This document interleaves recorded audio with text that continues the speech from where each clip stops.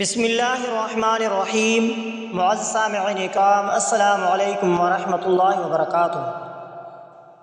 آج میں آپ کی خدمت میں حاضر ہوا ہوں ایک ایسا وظیفہ جو مجرب سورہ بنی اسرائیل کی آیت نمبر 81 کا وظیفہ، جو کسی بھی مشکل یا پریشانی سے نجات کے لیے پڑھا جا سکتا ہے۔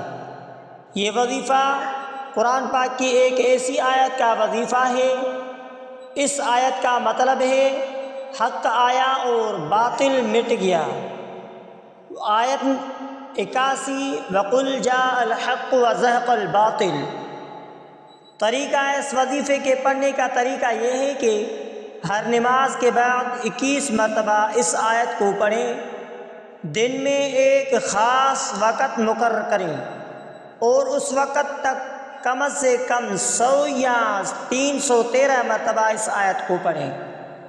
جب بھی کسی مشکل یا باطل کام کا سامنا ہو، اس آیت کو دل سے پڑھیں۔ وظیفہ شروع کرنے سے پہلے 11 مرتبہ درود شریف، مثلا درود ابراہیمی، اللہم صلی علی محمد وعلی آل محمد کما صلیت علی ابراہیم وعلی آل ابراہیم انک حمید مجید، اللہم بارک علی محمد وعلی آل محمد کما بارکت علی ابراہیم وعلی آل ابراہیم انک حمید مجید۔ تو معزز سامعین اکرام، 11 مرتبہ درود شریف اول اور 11 مرتبہ درود شریف آخر میں۔ اللہ تبارک و تعالی سے اس کے بعد اپنے مقصد کے لیے دعا کریں۔ یہ وظیفہ خلوص نیت کے ساتھ کریں اور اللہ تبارک و تعالی پر مکمل بھروسہ رکھیں۔ انشاءاللہ تعالی اللہ کی مدد شامل ہو جائے گی۔ نیت کی پاکیزگی ضروری ہے۔ وظیفہ کرنے سے پہلے اپنی نیت کو خالص کریں اور اللہ تبارک و تعالی کی رضا کے لیے کریں۔ نیت یہ ہو کہ اللہ تبارک و تعالی کے حکم سے مشکل آسان ہو اور حق غالب آ جائے۔ اس کے ساتھ استغفار کرنا بھی ضروری ہے۔ استغفار، استغفر اللہ الذی لا الہ الا هو الحی القیوم واتوب الیہ، کم سے کم اس کا ایک تسبیح صبح اور ایک تسبیح شام، اور دوران اللہ تبارک و تعالی سے اپنے گناہوں کی معافی مانگیں۔ استغفار اس کے علاوہ کثرت سے کریں، کیونکہ یہ ہر عمل میں برکت کا سبب بنتا ہے۔ تو دعا کی قبولیت کے لیے یہ استغفار کا ہونا بھی ضروری ہے، اور اللہ تبارک و تعالی سے عاجزی کے ساتھ دعا کریں۔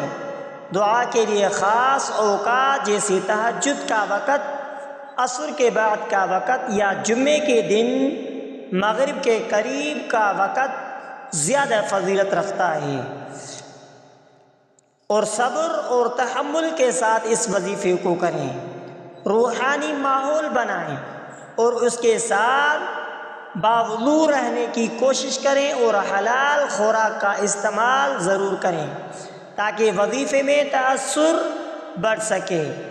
اور اس کے ساتھ سورہ فاتحہ اور آیت الکرسی کا بھی ورد کریں۔ سورہ فاتحہ، الحمدللہ رب العالمین الرحمن الرحیم مالک یوم الدین ایاک نعبد و ایاک نستعین اهدنا الصراط المستقیم صراط الذین انعمت علیہم غیر المغضوب علیہم ولا الضالین۔ اور اس کے ساتھ آیت الکرسی کا بھی ورد کریں۔ اللہ لا الہ الا هو الحی القیوم لا تأخذه سنة ولا نوم له ما في السماوات وما في الأرض من ذا الذي يشفع عنده إلا بإذنه يعلم ما بين أيديهم وما خلفهم ولا يحيطون بشيء من علمه إلا بما شاء وسع كرسيه السماوات والأرض ولا يؤوده حفظهما وهو العلي العظيم۔ ورد کیا جا سکتا ہے؟ یہ آیت بھی مشکلات اور رکاوٹوں کو دور کرنے میں بہت مؤثر رہتی ہے۔ اور اللہ تبارک و تعالی سے آخر میں نیک اعمال اور عبادات کے بارے میں پابندی سے دعا کریں اپنے 5 وقت کی نمازوں کی پابندی کریں اور دیگر نیک اعمال جیسے روزہ، قرآن کی تلاوت، ذکر اذکار کو اپنی زندگی کا حصہ بنائیں۔ نیک اعمال کی برکت سے وظیفے میں مزید مؤثر ہو جاتے ہیں۔ اور آخر میں دعا کریں، علماء سے مشورہ کریں۔ اگر آپ کو وظیفے کے دوران کوئی الجھن ہو یا آپ مزید رہنمائی چاہتے ہو تو علماء سے مشورہ کریں، تو کسی معتبر عالم دین سے مشورہ کریں، وہ آپ کو مزید درست سمت میں رہنمائی فراہم کر سکتے ہیں۔ تو معزز سامعین اکرام، یہ وظیفہ ایک عبادت ہے اور اس کے لیے خلوص نیت اور صبر کی ضرورت ہوتی ہے۔ اللہ تبارک و تعالیٰ اپنے بندوں کو دعاؤں کو سنتا ہے اور ان کے لیے بہترین راستے فراہم کرتا ہے۔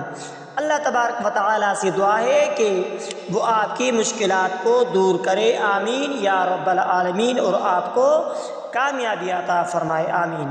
تو معزز سامعین اکرام، اگر آپ نے ہمارے یوٹیوب چینل کو سبسکرائب نہیں کیا ہے تو آپ ہمارے اسلامک وظائف ٹی وی چینل کو سبسکرائب کر لیجئے اور بیل آئیکن کے بٹن کو آل پر دبائیں، اور ہو سکے تو اس ویڈیو کو صدقہ جاریہ سمجھ کر شیئر کرنا مت بھولیے۔